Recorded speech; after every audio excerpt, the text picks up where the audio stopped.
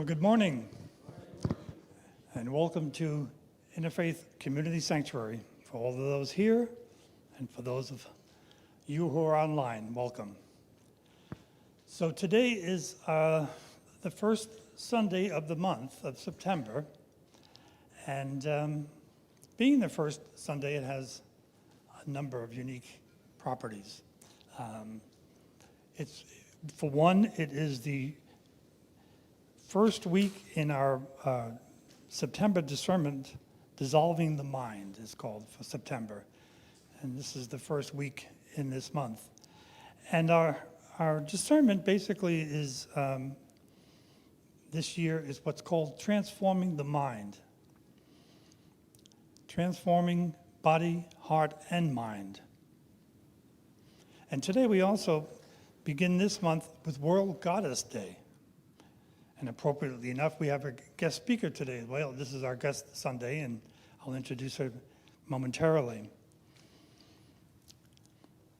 The ultimate goddess is our world, our precious Mother Earth.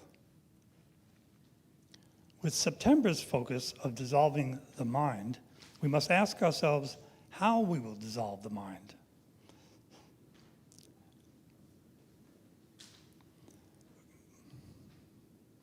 How we stay fixed, what we will do to dissolve these thoughts and allow our souls to become deeper and more spiritual as a way of knowing. And as we do every Sunday, we start, first of all, with acknowledging the gift of this place that we have here, the sanctuary, and the debt that we owe. And we acknowledge our ancestors and our first peoples. And to do that this morning, Chris has been willing to do so. Good morning. Thank you, George. I'm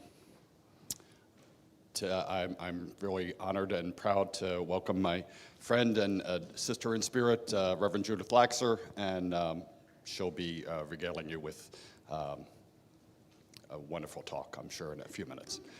I'm building it up a little bit. I don't know why I would do that. Yeah. All right. But George had asked me to welcome our ancestors, and I had heard that this week was also the 60th anniversary of another of our brothers in spirit, Dr. Martin Luther King's speech of the I Have a Dream. And a long time ago, people had a dream here and wanted to bring many faiths together under one roof. And I'm proud to see so many friends and family among us today. And I'd like to offer this prayer in acknowledgement of that. Dear ancestors, we come to you in reverence and respect, seeking your guidance and wisdom on our journey of healing. We honor and remember you, our beloved ancestors, fathers, and mothers, who have passed on before us and have left us a legacy of strength and resilience. We ask for your help in healing the wounds of our past, to release the pain and suffering that has been passed down to us through the generations. We ask for your forgiveness for any mistakes that we have made and any harm that we may have caused. We seek your guidance in understanding our heritage and connecting with our cultural roots. We ask for your wisdom in embracing our true selves and living in alignment with our passion and purpose. We ask for your protection as we navigate the challenges of life and for your strength as we strive to make positive changes. We ask for your blessings on our relationships and for harmony in our families. We give thanks for the love and guidance you provide and for the opportunity to connect with you. We honor and respect you, our dear ancestors, and ask for your continued blessings on our journey of healing and growth. Amen. Blessed be. I would also like to acknowledge that we are situated on land that was held sacred in many generations by Native peoples. As you may see, I'm wearing a shirt that I'll acknowledge a little bit in a moment. And at Bumbershoot, they had a lovely sign, and I've heard many lovely talks about how tribes like the Muckleshoot, the Suquamish, and they said many other sacred tribes of the Salish peoples. One name, tribe that for reasons I don't quite understand, that aren't acknowledged in those type of signs is the Duwamish. The Duwamish are, the way I understand it, the tribe of Chief Seattle and his group should be acknowledged by the government, should be acknowledged on those type of signs also. I hope and I pray that their sacrifices, their sacred tending, their continued work of nurturing species. I know recently we had a passing of Tokate, and many tribes were out in prayer for the spirit of that great creature, an orca. And I just hope that the sacrifices of the Duwamish are able to be recognized by our nation, by our U.S. government. Some time ago, Siswinkle Laurel Boucher taught us a prayer that I'd like to bring out again. It's a prayer of thanksgiving, and the way I do it, and I hope that you can join me, and folks at home can also do this. I'm gathering all that's human of myself here in my palm next to my heart, and momentarily I'll have us raise together our hands and offer up to the Creator all of those items and ways that we live. And then after we honor that, we bring down our hand to our heart again, and hopefully the Creator has given us a gift in our hand. And as we raise our hand up, we say the sacred word, "Oh." So again, take a moment, closing your eyes if you need to, or centering yourself however it would work for you. Oh. Thank you, and blessed be. And on a personal note, today is my wedding anniversary. Okay, well, thank you. I'm wearing this shirt because I was married at Bumbershoot to, I mentioned a moment ago about Reverend Judith Laxer. I'm very fortunate to know many, many aspects of the goddess that surround us here. In other parts of my life, I'm very honored. And 24 years ago, I met a lady, Lila Milagros Reyes at the time, and she's graced my life and given me much guidance, some of which I didn't always acknowledge and appreciate, but she's going to honor the Divine Feminine today. So I thank you, Lila. You're almost making me cry. Well, Sing like a swan. all right. Thank you. Of course. Good morning, everyone. Thank you for coming today. I'd like to share with you a chant, a song for the goddess. Burkita, Burkita, goddess of the flame. Burkita, Gertita, priestess of the flame. Awaken the flame within my being. Awaken the sacred fire within my being. Burkita, Burkita, goddess of the flame. Burkita, Burkita, priestess of the flame. Awaken the flame within my being. Awaken the sacred fire within my being. The goddess is in everything, in every form of nature.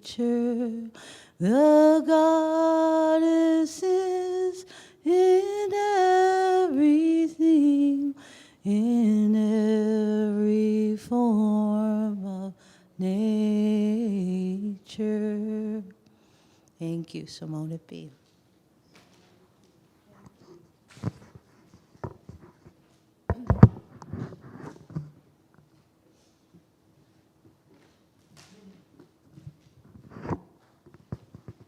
Thank you very much, Lila and Chris.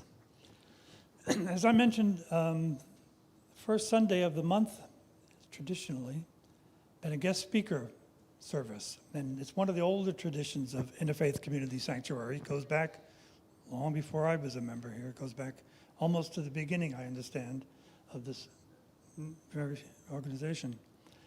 And today, our guest speaker it's appropriate because, as I mentioned earlier, today is World Goddess Day, and we are blessed to have as our guest speaker today, Reverend Judith Laxer. Judith is a modern-day mystic who believes that beauty, humor, and the wonders of nature make life worth living. The founding priestess of Gaia Temple, which I understand is celebrating its 23rd anniversary this year. This month. And the Moonwise Mystery School, both now online and accessible from anywhere. Judith is a keynote speaker, teacher of the magical arts and mysteries, and author of Along the Wheel of Time, Sacred Stories for Nature Lovers, a Ravenswood publication. Judith dedicates her work to the rise and cultural integration of the divine feminine, and in all her magnificence and wisdom. So it is my delight now to turn it over to Judith. Thank you. Thank you, George.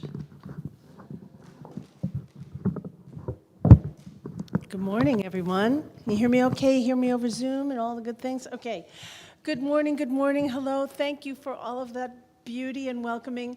I'm going to start by, as you can see, I brought the entire world with me this morning, and I thought we would start by turning the world on.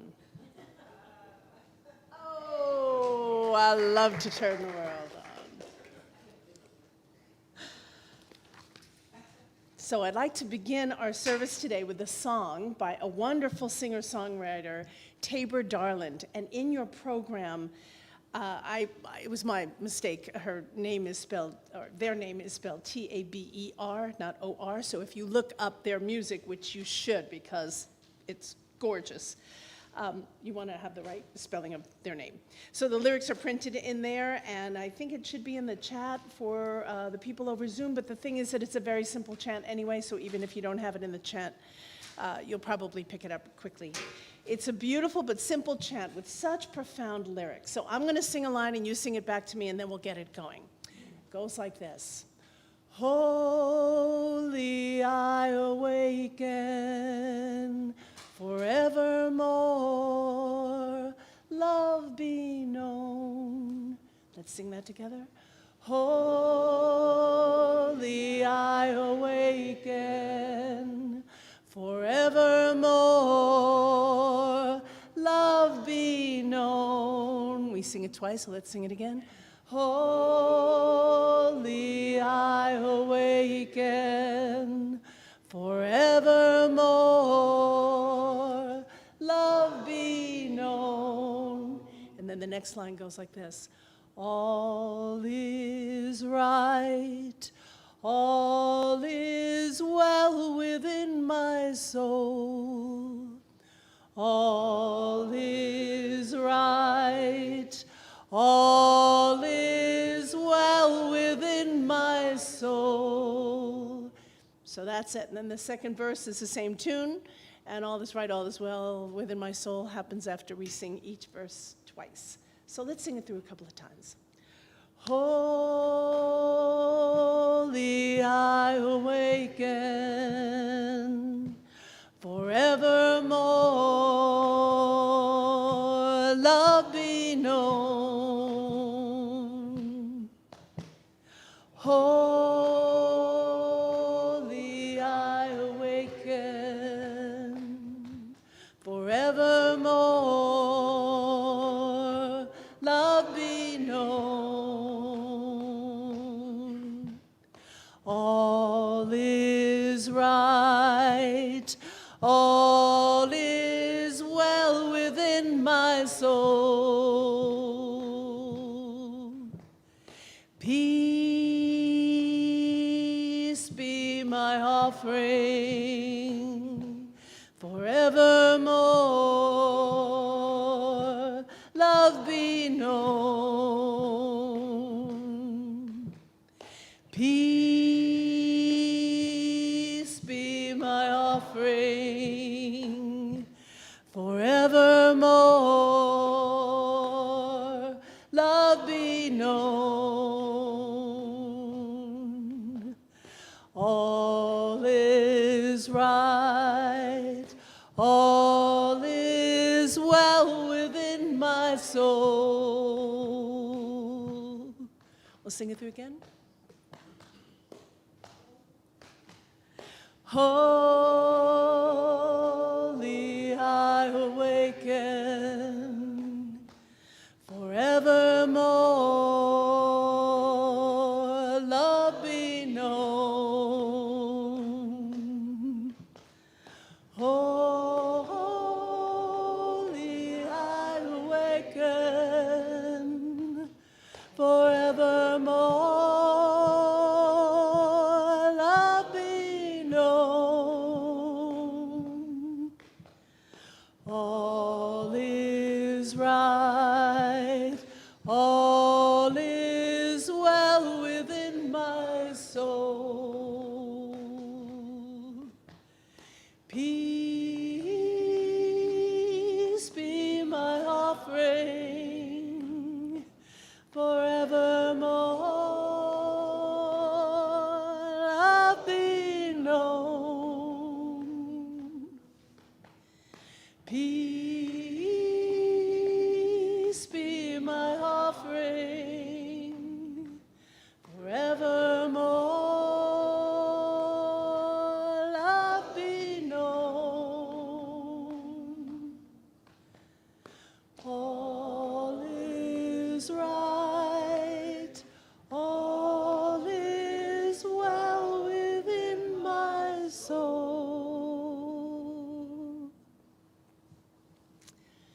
It's a beauty, isn't it? I love that song. So, thank you so much for inviting me back to speak with you today. I'm always so honored to be here. And as always, happy to speak with you about my favorite subject, the divine feminine, who I call the goddess. And last year, when Reverend Karen invited me to offer this service, I was delighted. And then when she invited me back this year, I was equally as delighted. And then it occurred to me that, a goddess worshiper, if ever there was one, how come I didn't know about the origins of World Goddess Day? Like, what? How did that happen? So I looked it up, and this is what I found on the interwebs. The first Sunday of September is World Goddess Day, which falls on September 3rd this year, and it was initiated in 2014, so not quite 10 years ago, by, I hope I pronounce her name right, Claudine Prieto, and I'm just going to say the name of her book in English, which is Wicca, the Religion of the Goddess. And it emerged to unite the Mother Goddess's worshippers worldwide and her manifestations throughout millennia.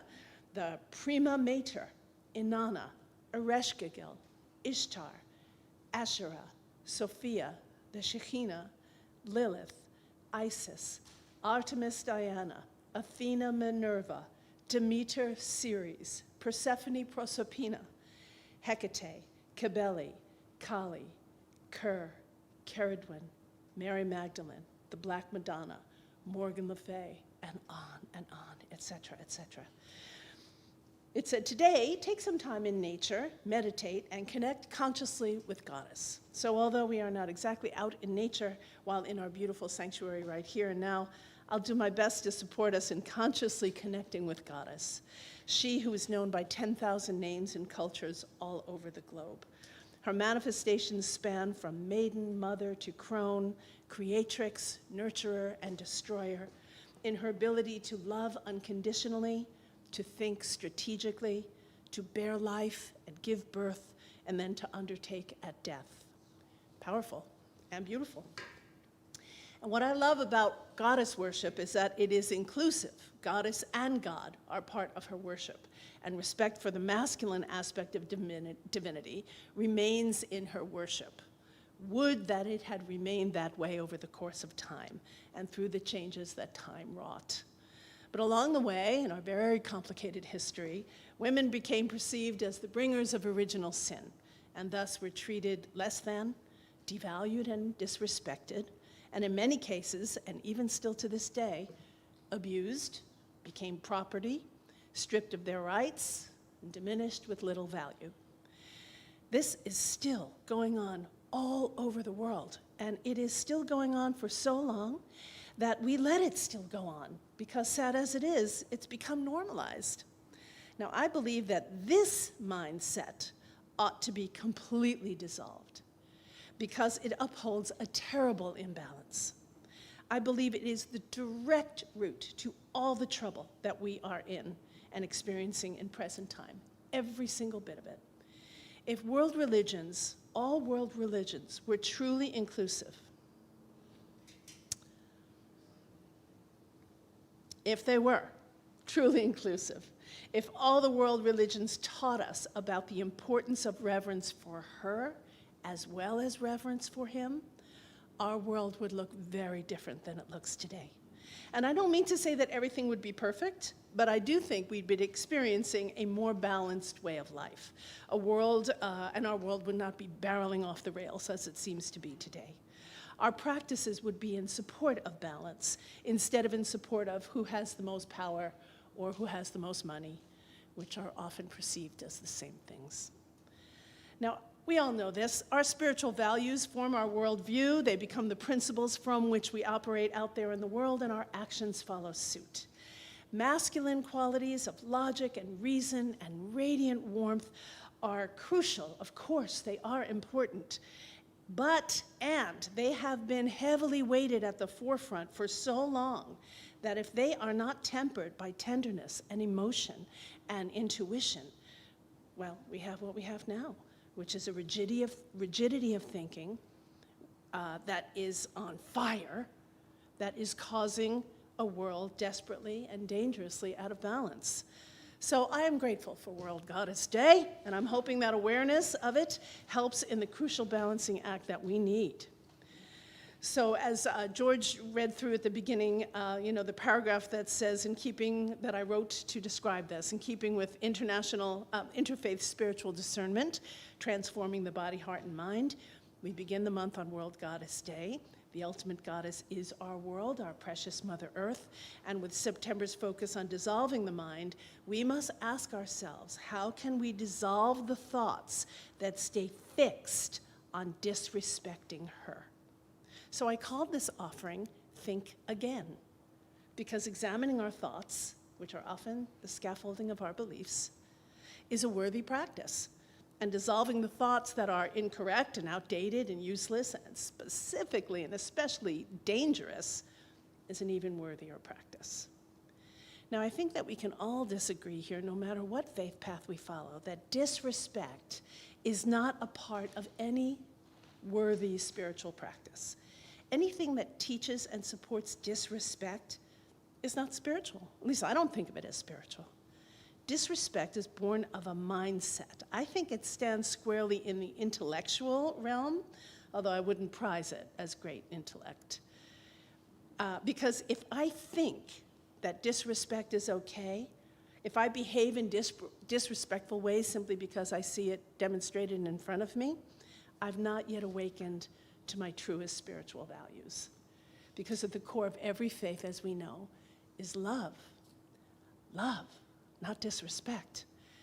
And so to bring this around to our purpose here today, disrespecting Goddess is not spiritual. Disrespecting anything, for that matter, is not spiritual. For example, we might not resonate with a different religious path than we walk, but disrespect is never a good or truly spiritual response to it. We must think again, which means we must interrupt the flow of habitual thinking. It means to awaken from it, to wake up from something into something different, a different thought which will in turn create different responses. You know, we make choices in each and every moment about who we are and how we live. In every moment, it's a choice. When we wake up and think again, we dissolve the mind that stays fixed on anything, but in this case, on disrespecting something that we might not know about or resonate with or understand. We don't have to resonate or understand it or even know about it to still respect that it exists and has merit. So in the piece that I quoted from the interwebs before about World Goddess Day, the first goddess named is Prima Mater, or in other words, First Mother. And our first mother, our great mother, is Mother Earth. So even if it's difficult for us to wrap around a mythological goddess from antiquity in our worship, we have only to look to the earth beneath our feet to find what is most precious to all life, and thereby find a good reason to worship our planet, our Prima Mater, the source of all life. Mother Nature ought to be absolutely worshipped, adored, cared for, and tended to as something precious. So I was working the compost in my garden recently. I'm an avid gardener and I am in love with my compost. There are 3 sections of my compost pile: fresh, cooked, and sifted and ready to go.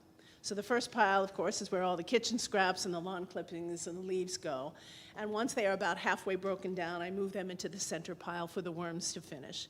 And the third section has a screen cover, so you can put the finished compost on top of it and then sift it through, breaking up the clods so that it comes through all ready to be used. It's good work, and it's trance-inducing even, this sifting it. It's a workout, shovelful after shovelful, back and forth over the screen, and you're just gonna find yourself going into this little trance. And I find myself reflecting on some very profound thoughts as I work the compost, which is a very common thing for me in the garden anyway. So anyway, as I worked, I began to marvel at how the scraps, the refuse, the things we consider spent and no longer useful or wanted, are placed here for the worms to feast on and transform into something that gardeners call black gold. The finished soil is a beautiful deep brown, so dark it looks almost black. And it is so sweet smelling that it actually makes my mouth water. The finished soil is like a sensuous treat. And when I have a fresh pile of sweet, silky compost finished and waiting to be used, I just want to lay down in it and go to sleep. Soon enough, huh? But even more than the fact of this great transformation, on this day, as I worked the compost, my mind rested on how generous Mother Earth is with us, how she morphs to fill our needs, how her nature is always to give, always giving us something. Even in the seasons of dormancy, she gives us time for rest. And my heart just about burst with gratitude as my soul recognized this deepest connection to the Great Mother again. And that no matter how old I get, I will always be her child. No matter how old we get, we will always need the comfort of sweet maternal love. Sweet maternal love will always make us feel good and will always support us in doing good. That day I found it in the compost, but every day we are gifted with the love of the Great Mother. Nature is maternal. Now, that means she can sometimes be fierce and dangerous. It is true. She is not only sweetness, she is the triple goddess who is maiden, mother, and crone. She is creator, nurturer, and destroyer. But one way or another, the Great Mother, as the good earth, gives us everything we need: our food, our shelter, our clothing, not to mention beauty and inspiration and delight. I mean, how precious and valuable are these things? This giving of hers is an expression of her unconditional love, the things that we humans strive to do, right? To love unconditionally. It's what we want from our beloveds. It's what we try to give to them. What better reason to be called to worship than that? As a goddess worshiper, I seek to emulate nature in my worship. It seems right to me to view the seasonal changes through my spiritual eyes. When we align with them in our spiritual practices, aligning with the seasons and the changes of the life cycle, we're not only experiencing the lengthening days and shortening of the light each day, night and day as we go through the seasons, or whether we need a jacket or we can still wear sandals outside. But we have a sense of belonging to something that is really precious. For example, when the earth awakens in the spring, we plant seeds.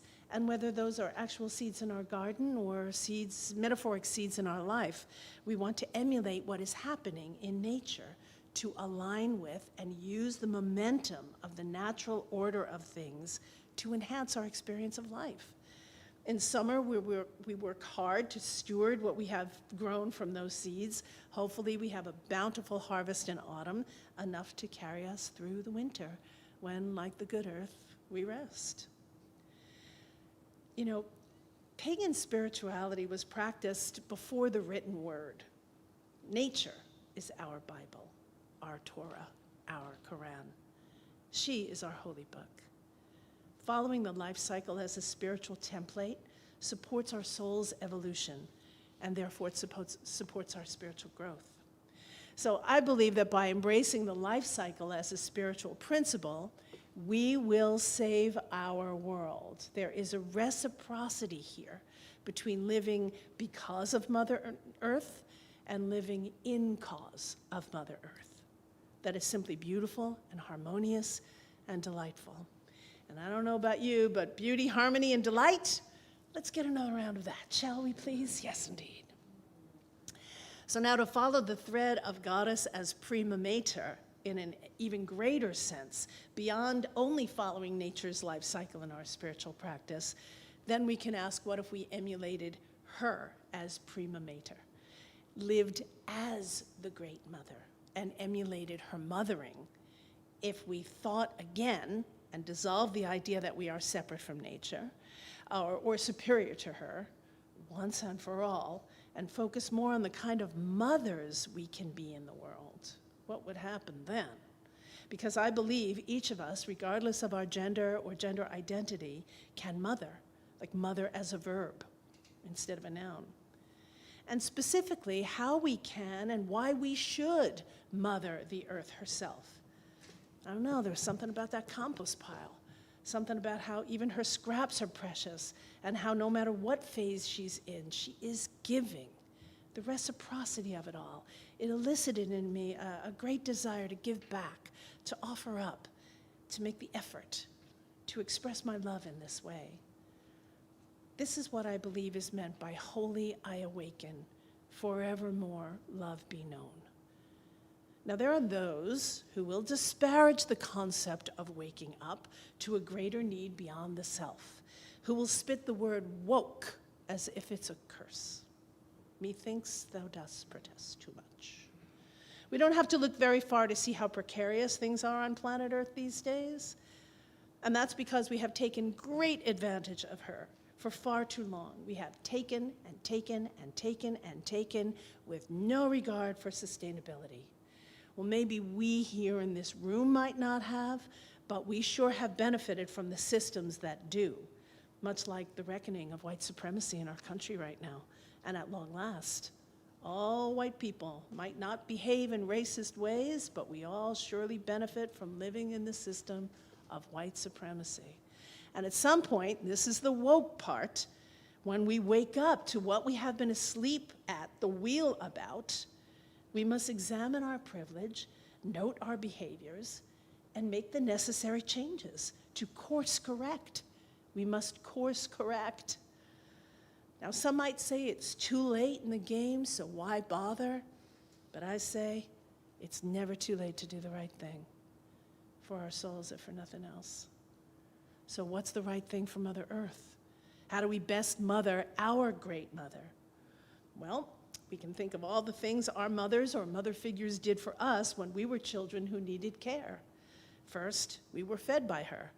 Mother Earth is the one who produces food for us, but perhaps we can be more mindful about how that food is produced, what is grown sustainably and compassionately. And if not, might we make a choice about how we feed ourselves, knowing and remembering that we're eating what grew out of that compost. A significant way we can mother the earth is to really take a look at what we throw away. What is away anyway? There is no away. It's all here. So just as the scraps we considered garbage become food for worms and then soil, so everything we toss in our garbage cans goes somewhere, and most of it does not go to organic compost piles like the ones in my garden. I mean, just think about plastic. Oh, the plastic. Never to go away, always here, floating in our oceans, clogging our landfills, and the beat goes on. So 2 years ago, I joined a local company called Ridwell. I don't know if you might have heard of it. They provide cloth bags in which you place all the plastic wrapping from goods you buy, the ones our regular recycling doesn't take, and then you put the bag in a little metal box that they leave outside your door, and every other week they come and they pick it up. And they repurpose the plastic to make building material, which is very clever and very wise. And each pickup, you also have an option to put out burned light bulbs or used batteries or any clothing you'd like into the bin, and they repurpose all of this. And they also have a featured item like old cell phones and electronic devices. I mean, they're really being mindful about the stuff that we just toss in the garbage can. And they have reported that millions of tons of plastic have been kept out of the oceans since their inception. And it feels so good to be making this relatively little effort to participate in this. So that's just an example. Now, if you garden like me, you can choose not to use chemical pesticides and herbicides. For thousands of years, we managed to grow our food without poisoning it first.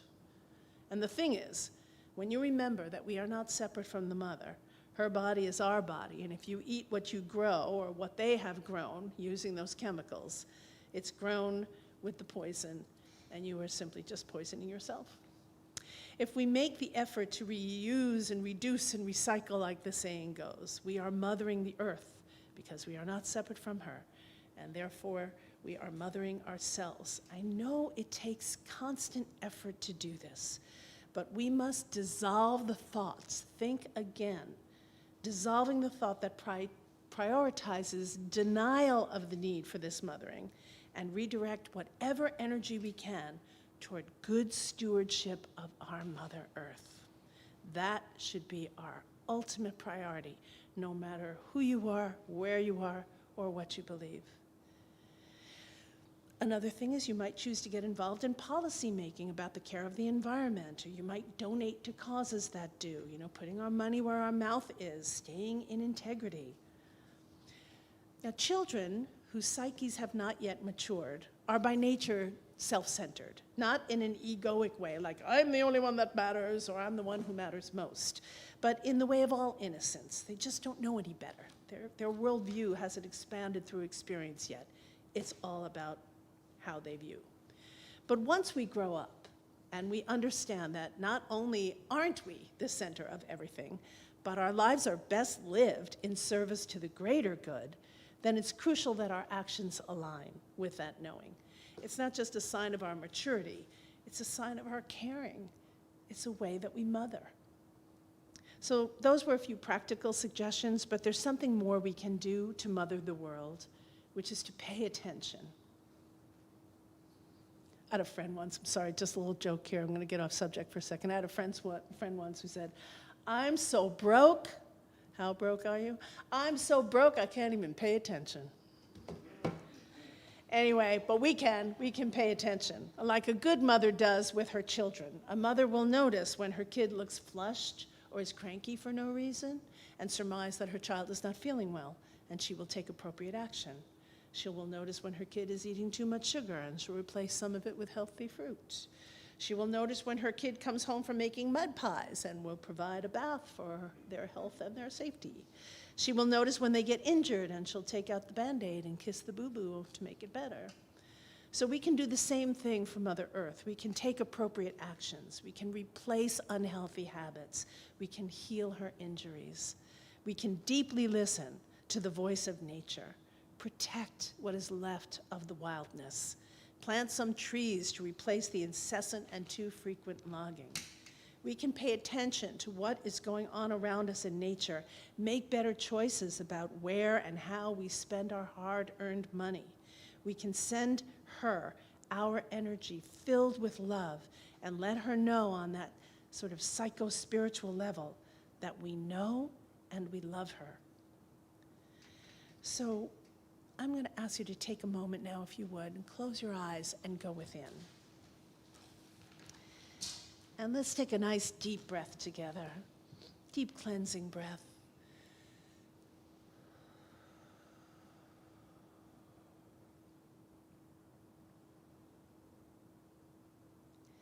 And now bring your attention to your third eye in the center of your forehead. Imagine it like an actual eye, just like your other two. Open it up and look out through it into your imagination and find yourself sitting out in nature on a lovely day. Maybe you're in a beautiful meadow of wildflowers, or in the clean scented woods, or beside a babbling brook, or enjoying the vista from high up on a mountain. Wherever it is that you are, it's beautiful. And you are seated comfortably. There's nowhere else to be, nothing else to be doing. So notice now how you feel that sense of inner peace that only nature can provide. And just take a moment to feel this peacefulness surrounded by the beauty of the Great Mother.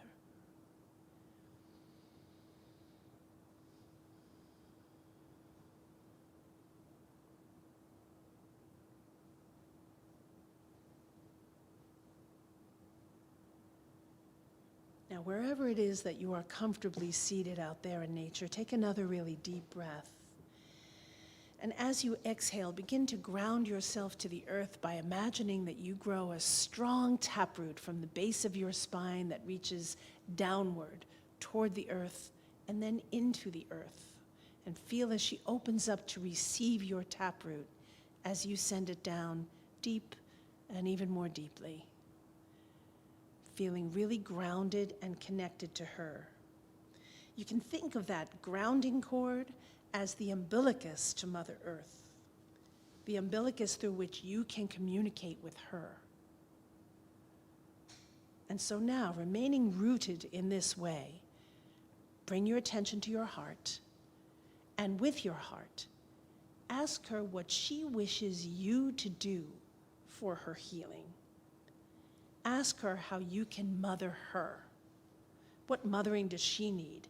And once these questions have fully formed in your heart, use your next exhale to send those questions down your spine, down through your taproot, so she receives them.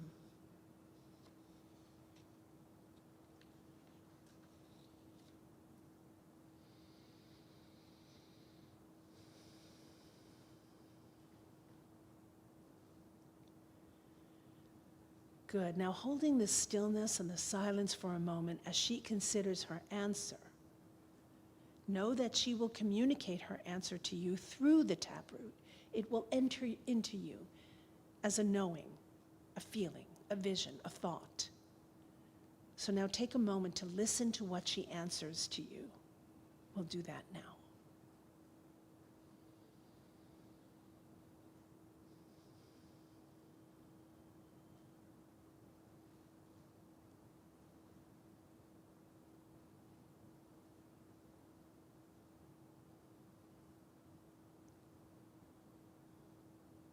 Take another deep breath now, remembering what she asked of you.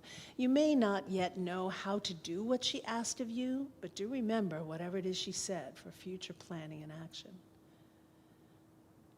And now gather your love for Mother Earth, our precious goddess, in your heart. And then use your next breath to send your love back down to her through the root that connects you.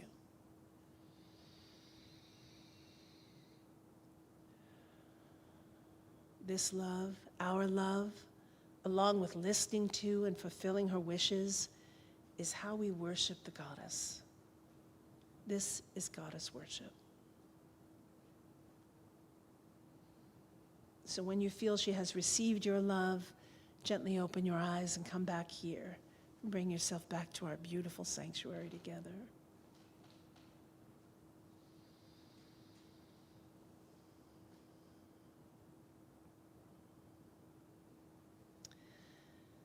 So that kind of love, listening, tuning in, asking her questions, receiving her answers. Like I said, this love, our love, this is how we worship the goddess. This is goddess worship. And there's so much more to it, of course.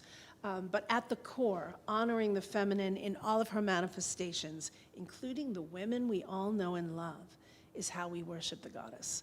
And what better day to do it than World Goddess Day? May this be just the beginning.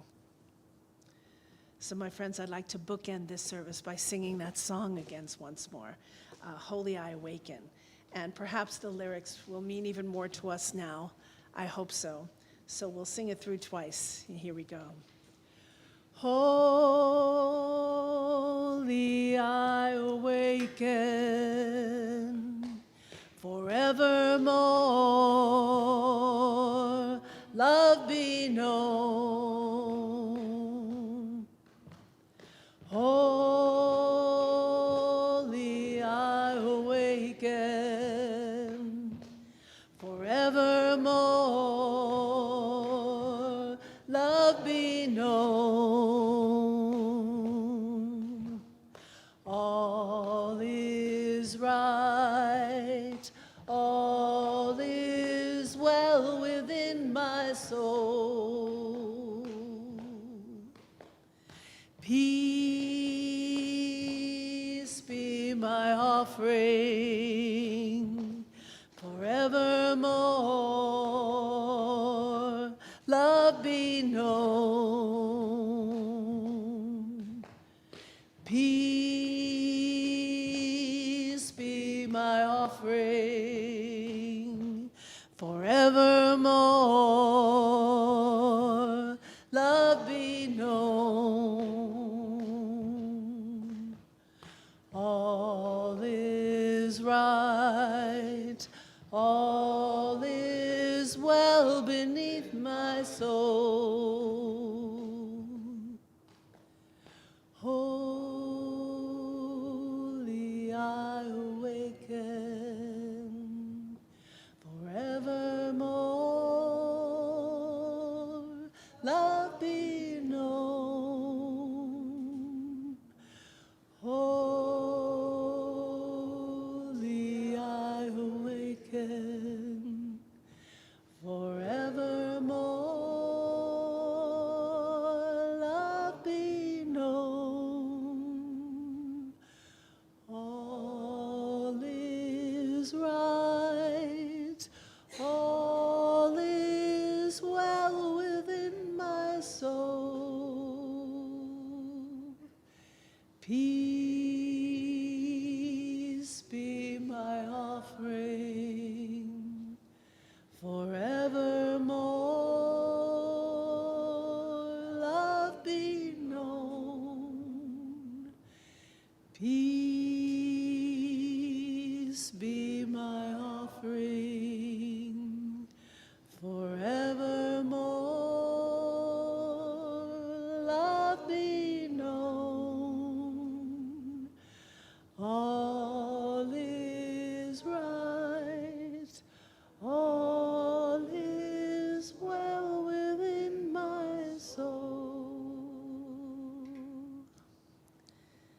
So, my friends, as the season of harvest is upon us, may a bumper crop of fairness and equality and respect be what we gather this season. On World Goddess Day, may our minds soften along with our hearts so we will feel better by becoming better at feeling. May we dissolve anything in our minds that stand in the way of love and respect. May we dissolve the outdated mindset in which we have held the feminine in our world and be the ones to bring about the necessary balance for healing and restoration. Thank you so much for your time here today. Blessed be.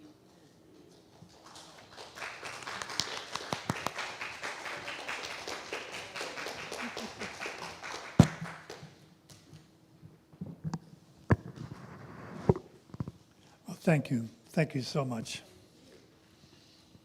So now it's the time in our service where we talk about upcoming gatherings. And we have one coming up this weekend, September 9th. We're going to be having our treasure sale.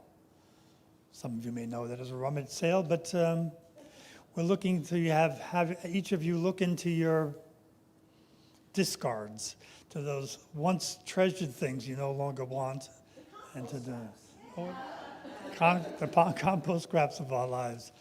And we're going to be receiving contributions here on Thursday and Friday. Chris, would you like to speak to that in any way?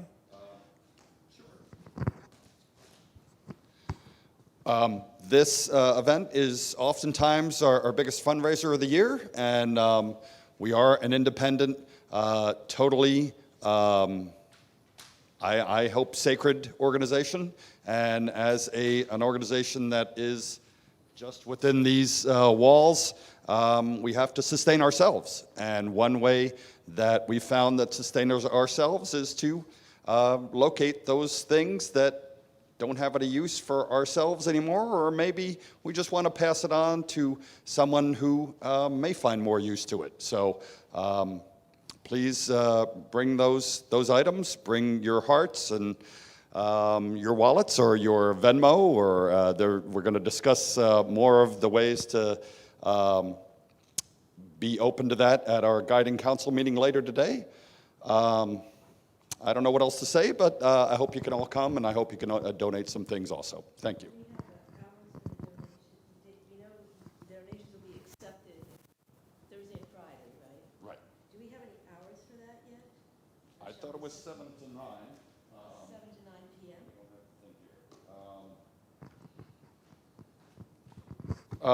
Well, I'm going to be, I work until 5 that day. I'm just going to come here after that. And I'll be here in the afternoon. sure, George is a local good source for being able to be. We're going to be able to store some of those things, which normally wouldn't be able to happen. So just Thursday and Friday evening, and hope you can join us. The sale is Saturday. And then any leftovers are going to be offered on Sunday also. So. Sales Saturday 9 to 6. Right. And then leftovers. Yeah, 9 to 6 on Saturday. All right, got that? Yes.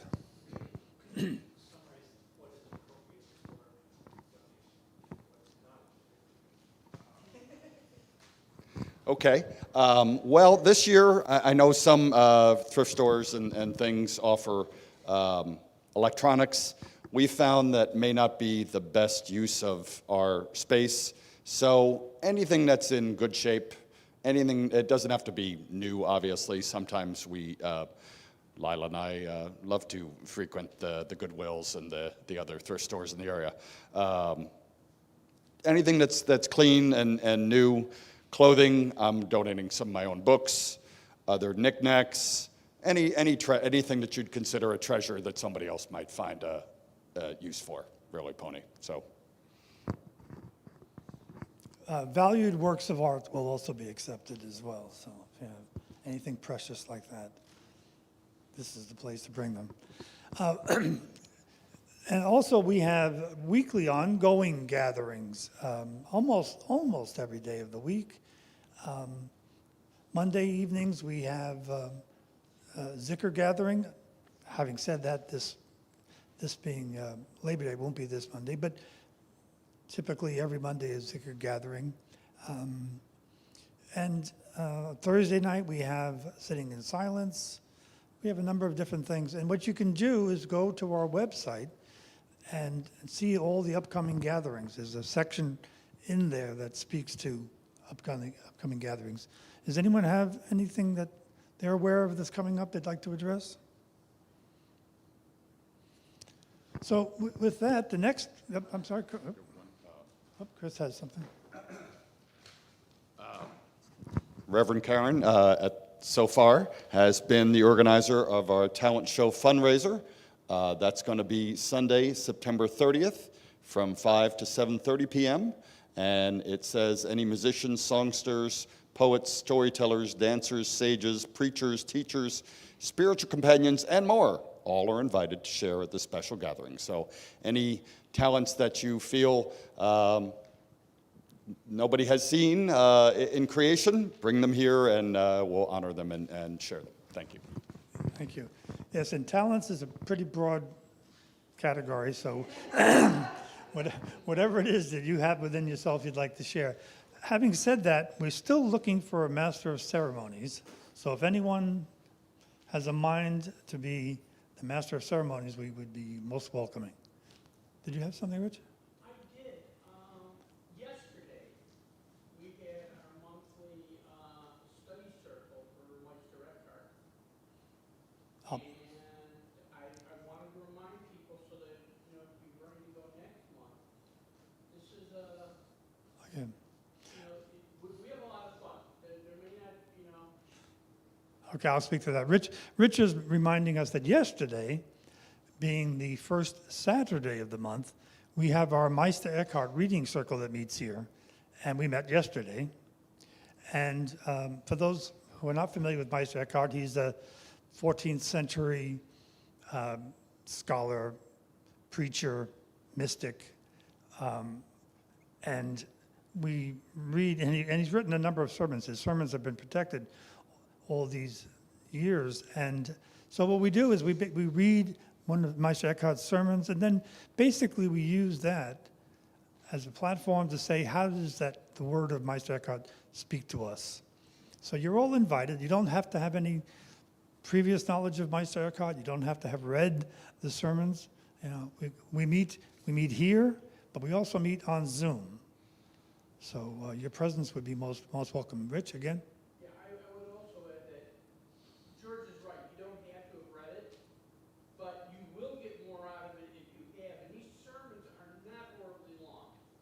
We're talking like maybe 5 pages. And you have an entire month to read that.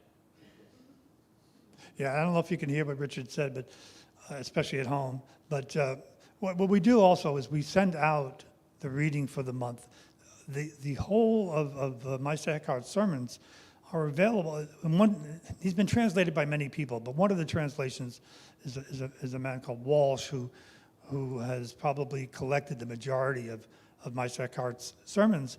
And very nicely, they're available free on the internet, and that site is given out. But we also will announce what sermon is going to be read, gives you an opportunity to read it beforehand so you can speak to it, let's say intelligently, but speak to it with some understanding of what it is we're trying to achieve there. Anything else? Then from there we move now to another of our traditions, and that is the sharing of our wealth. And would you grab?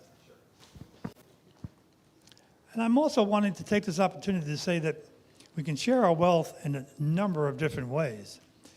Financially, we pass the plate around here, but also if you go to our website, as soon as you get onto our website, on the left-hand side of the screen, you'll see a donate button, and you can donate there very simply using PayPal or whatever. And so we encourage you to do that. I also like to mention that there's other ways that we can contribute. One of the other ways is we can contribute our skills and our talents and our experience. There's a number of circles that are functional, that keep this whole organization alive. There's a maintenance circle, there is a events circle, there is a first aid circle, et cetera, et cetera, et cetera. And so your time and your knowledge and your experience are another way to contribute. And then, And then I was going to mention the county council as well, which are, after this service, we're going to be meeting downstairs. And the guiding council basically is the decision-making process, and it's a democratic one. Everyone is welcome to participate. And we benefit from other people's perspectives and knowledge. So we meet right downstairs in about 45 minutes, about 11:45, and we meet there again. We meet the first Sunday of every month, and this being the first Sunday. But I also want to mention one more thing, and that one other way that we can contribute to the strength of this organization is to show up, is to be here. And it's lovely to see so many people here today. But for those of you who are watching this on live stream, I encourage you, come on in. Rejoin us, because many have used to come, and we were talking this prior to the service, with this interruption, if you will, of the coronavirus. People have gotten in the habit of not showing up. Anyway, that can easily be rectified. Just be here now. All right. Anything else? Now, what we're going to do now is we're going to stop the live stream, and then we're going to have what we call sharing our hearts, and that is a chance for each of us to say whatever comes to our mind based on today's presentation or whatever's rising in your soul. Thank you. And